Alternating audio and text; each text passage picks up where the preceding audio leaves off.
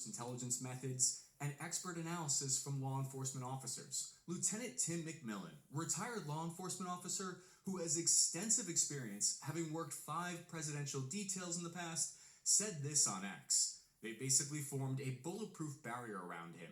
They didn't let him stand up until after they knew the shooter was down.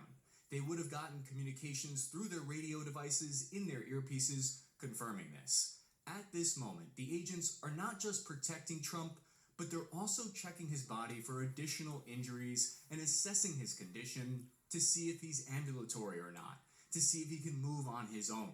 Because when someone's adrenaline is pumping, shock can prevent them from knowing if they have multiple injuries.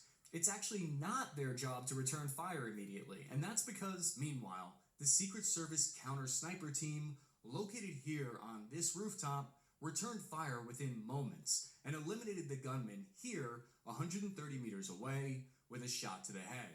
About 16 seconds after the shooting first started, the final gunshot can be heard, presumably from the counter-sniper team. Tim McMillan put it this way, saying, quote, "People have wondered, how could the counter-snipers in the video not have seen the would-be assassin prior to him getting off a shot? This is because the area of responsibility for those counter-snipers on the roof behind Trump was very likely in the extended tier. Essentially, they were scanning for threats a great distances well beyond the roughly 150 meters the threat appeared. This is evidenced by the fact that the elevated counter-sniper has to dramatically drop his line of sight to respond to the shooter. 27 seconds after the first shot was fired, we see the next line of defense reach their positions. Members of the Secret Service more heavily armed counter-assault team, seen here in full black uniform, sporting SR-16 suppressed rifles, established a security perimeter on the stage. They're looking for potential threats that are close quarters. We can see them scanning the up-close rows of the crowd from 0 to 100 meters, because they know the counter-sniper teams are scanning for threats beyond 100 meters. We can see the agents in multicam set up security facing the rear, which shows the tactical discipline of this team, because not every single agent is facing the direction of the incoming fire. There's a natural tendency in human beings to key in on and get tunnel vision on the direction where shots are coming from, but it takes discipline to establish that 360-degree security. This is necessary because they don't know if there might still be another threat out there at this point. Secret Service CAT teams were originally established in 1979, and this is the first time in history that I believe they've responded to a shooting incident involving a former or current president. Trump then told his security service detail to wait. He raised his fist and pumped it at the crowd. He shouted "fight" as the crowd chanted USA back. When asked about this moment, McMillan said, quote, "As for letting him pose for the photo op, there's always a degree of conflict between the personal protection detail and the political asset. One's entire mission is to protect their asset, the other's is to be political. I also saw firsthand when then Vice President Biden deviated from the pre-planned path to shake people's hands during a 2013 visit to Savannah. The agents on the ground then escorted Trump to a predetermined evacuation point roughly 50 meters to the rear of the stage in a reinforced armored truck. At this point, roughly 2 minutes after the first shots rang out, he's evacuated and his motorcade then sped to a hospital where he received treatment.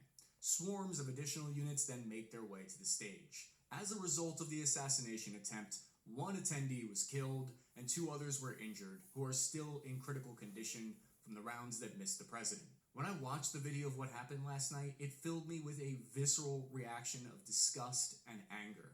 It made me concerned for my country. I'm praying that somehow we can find a way to emerge from this tragedy stronger than before and show that we won't let the deranged acts of one individual tear us apart. This is a satellite image of the venue where the rally was held at Butler Farms Showgrounds near Butler, Pennsylvania. It's a wide open outdoor field with ground level and rooftop visibility that extends over 100 meters in every direction. The gunman was able to somehow evade security and managed to get onto this rooftop here. It's about 420 feet or 130 meters away from the podium and stage where Trump was giving his speech. He was on a 1-story building with a pitch that's probably about 25 feet in elevation. Law enforcement reported the shooter used an AR-style rifle recovered at the scene. This suggests that it's most likely a .556 round. If that's the case, With a scope, 130 meters is an incredibly easy shot for someone who knows how to shoot. The 6 to 8 bullets appeared to miss President Trump by only a few millimeters after he turned his head slightly to the right. The gunman might have aimed for the head because it wouldn't be unheard of for a politician to wear body armor during a speech. It looks like the Secret Service counter-sniper team were using what looks to be a special version of the bolt-action Remington 700 with a suppressor firing a 300 Winchester Magnum round with a powerful variable scope.